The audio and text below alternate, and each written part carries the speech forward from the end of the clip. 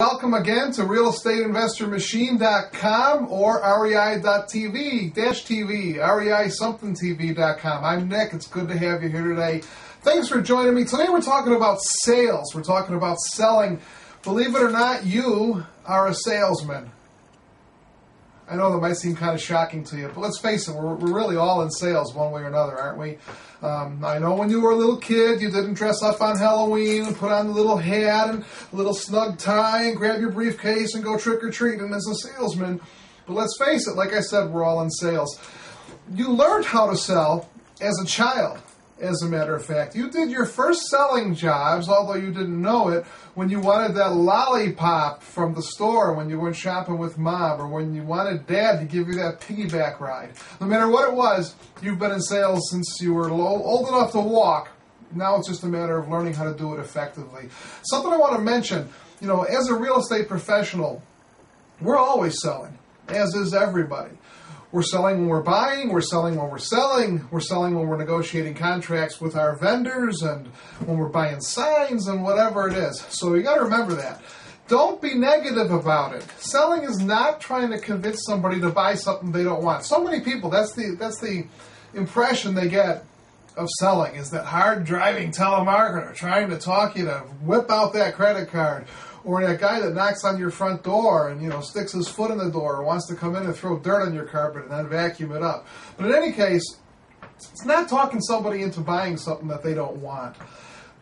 Selling is helping them make a decision to get something they kind of want already, but they're just apprehensive of. So many people, they need permission. They need you to give them permission to buy something, to buy that house or to sign that contract or whatever it is. So selling really isn't trying to convince somebody to do something they don't want to do. It's trying to give them permission and reinforce with them that it is the right thing to do. One of the things I tell my project managers that work for me in the field is you can't talk somebody into buying a house. You really can't. Well, some things you can talk people into, but a house is such a personal thing. They walk in, they look around, and either it's got it or it doesn't. You can sell somebody a house for such a steal, and if they don't like it, they just don't feel warm and comfy and all, warm fuzzy there, they're not going to take it. So you got to learn to use the right techniques, though. So I'm going to give you some techniques that are going to help them make that decision. Now, one of them is fear of loss. There's two different reasons that people take action. One is fear of loss. They're afraid they're going to lose something. And the other is hope of gain. So you want to make it evident when you're negotiating with your sellers and with your buyers that either they're going to lose something if they don't follow the path, or they're going to gain something. So we're going to talk about the fear of loss first. You want to give the impression to your sellers that they're going to lose you as a buyer if they don't work with you. You want to give the impression to your buyers who are buying homes from you that they're going to lose your home. They're going to lose that home if they don't take action with you. And also, you can use the same type of thing when you're buying bandit signs, when you're negotiating with a mailing house to do your mailings, when you're getting a real estate website. Everything is negotiable. Remember that. Everything is negotiable. In this country, and I'm getting on a tangent here, but in this country, when we go to the store, we buy the price that's on it. Whatever the sticker says, that's typically how much we pay. I know with cars and stuff we don't.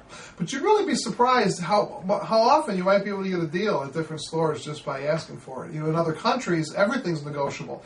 I went to Hong Kong, and we were on the airplane. I read something in the newspaper, not the newspaper, the little flyer brochure. It said, if you pay somebody the price that's marked on the product at a store, and this is just a retail store, like going to, Best Buy. But if you pay somebody the price that's marked on the store, they're going to have a good laugh with you, with their family over dinner that night.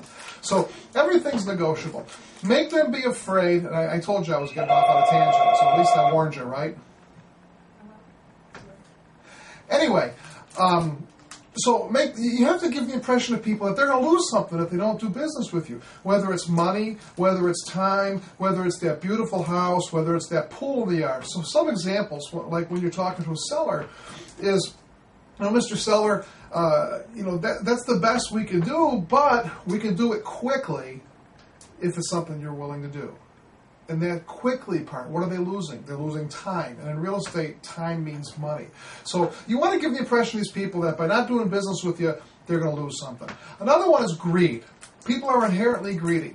So, like before I talked about fear of loss, greed really more or less goes with the hope of gain. You want to show these people that they're making money by doing business with you. Whether it's, you give the impression you're giving them the best offer they're going to get on a property, or if you do give them the best offer, sometimes we can be creative. We can pay more than the other guy's offer, but ask for a little bit better terms. But most people think dollars and cents. So you want to show them the money that they're making or the money that they're losing by not doing business with you when you're buying. And when you're selling, you want to show that seller, Mr. Seller, I know I'm offering you a little bit less than that other offer or than you'd like, what's taking the other offer. But I know I'm offering a little bit less than what you would like. But here's the money that you're saving by taking me up on this offer.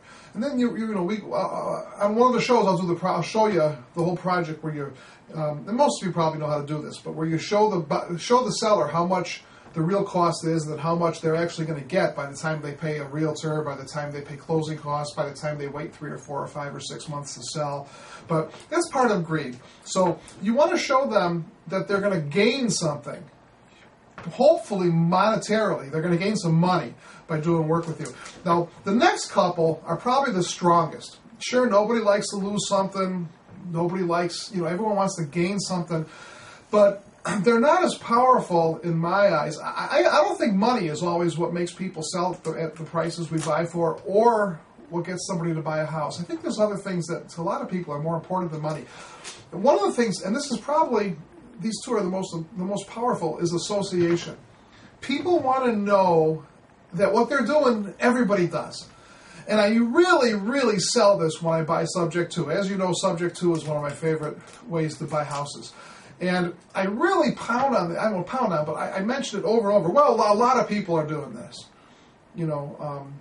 Like when I overcome the objection when somebody says, yeah, but is it my credit ruined if you don't make my payments? I'll tell them, well, yeah, it is.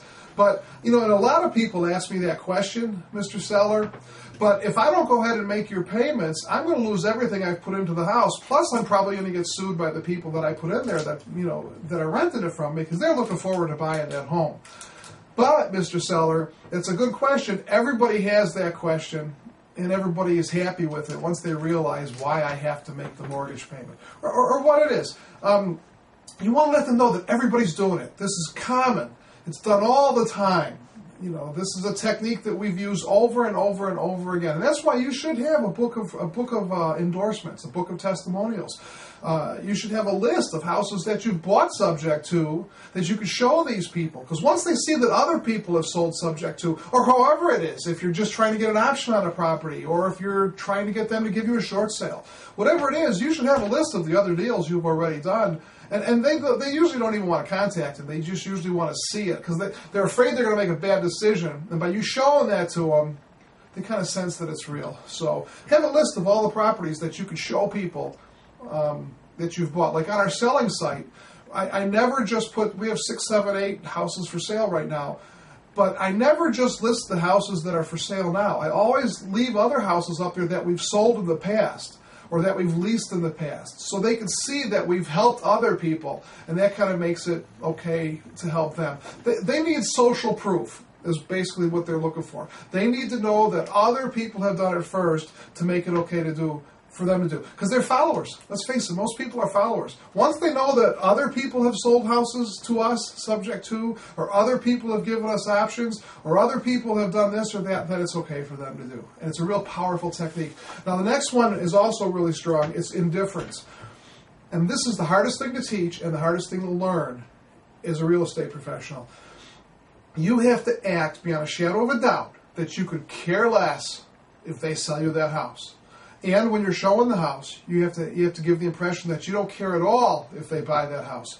Because that's really, have you ever had somebody trying to sell you something and they seem desperate? Man, when you're desperate, you reek of desperate.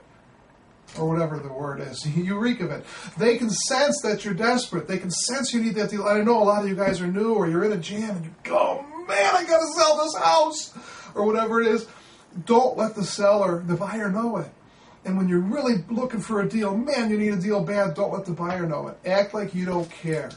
Your attitude should be, we look at a lot of houses every week, Mr. Seller, and we only contract the best ones, the ones that we stand to make the best profit on. I mean, we're a business. We're not moving in. We have to be able to have a good profit spread. And you know how the market is right now, Mr. Seller. It's kind of tough out there. And lots of people are giving us offers that, man, a year ago we would have jumped at, but we just can't do it right now. So we only pick and choose the best. That's the attitude that you want to have. Same thing when you're selling a house. Well, Mr. Buyer, at this price, we know the house is going to sell. I mean, it's $60,000 under value. We could probably add $20,000 or $30,000 to it, or we could probably do an auction and get almost full price. But we just rather forego all that, and we'll let you have it at this. If you want it, take it or leave it. I use that line all the time. If you want it, take it or leave it. And I know a lot of people tell you to say everything positively when you buy this house, but I really want to stress to people that I don't care if they buy from me, and I don't care if they sell me their house. That's really, the whole attitude has to be, we're buying houses from everybody. They're all selling them to us cheap. They're giving them to us. They're signing them over to us. Man, it's unbelievable how many people are selling us houses cheap. And everybody's buying them. We got a list of people waiting to buy these houses from us, Mr. Buyer. So you give the attitude that it's a good price, they're saving money for working with you, everybody wants to buy from you, but if you don't, the next guy will. And that's really the trick. And it's hard to get that. Like I said before, it's really hard to get that attitude because you're burning to do a deal. I know you new guys out there. You want a deal yesterday. But you got to learn to relax. Just relax. That indifference really, really, really is what's going to sell people. When they don't feel you need them, that's when they want to work with you. That's when they're going to want to buy or want to sell to you. Remember this, and this sums it all up. If you can remember this, when you're talking to sellers, they should be selling you. You want to create an atmosphere where they're talking you into buying their house. You're not there to sell them. You're not selling anything. You're the buyer. You're the guy with the money in the pocket, right? You're the guy that's going to save them. You're riding in on your horse. You're riding in on your big white horse, and you're going to take off that white hat, bow low, and get them out of their problems. Make sure that they know that. Make sure that they know you're the hero. They're trying to sell you. Let them do all the talking. Let them talk you into making them an offer. That's when you're going to have control of the situation and when you're going to get your deals done. Same thing when you're selling. Make those people convince you to sell them that house at that price. Stick to your guns. Say no. Don't be afraid to say no, and listen a lot. That's so many. There's a saying. Samson slew 1,000 Philistines with the jawbone of an ass. Every day, dozens of deals are killed with the same weapon. I liked it. But in any case, act indifferent. Have a sense of urgency. That's the other one. Move quick. Tell them, this is going to go fast. So basically, if you let them know they're saving or making money by working with you, this is all happening pretty quick. If you don't get it, somebody else is gonna. Lots of people are in line to do business with us. And if you take it, that's fine. If not, somebody else will. If you can learn to give that attitude, stay professional, and ask for the sale. Hand them that contract. Ask for that down payment. That type of thing. Be in control. You'll do fine. You'll do really fine. Desperation is your enemy. Perspiration is not your friend. I don't even know why I said that. I was looking for something that rhymed with desperation, but you know me. So, anyway, guys, thanks for watching. I hope you liked this episode. I hope you learned something from this. Now go make an offer.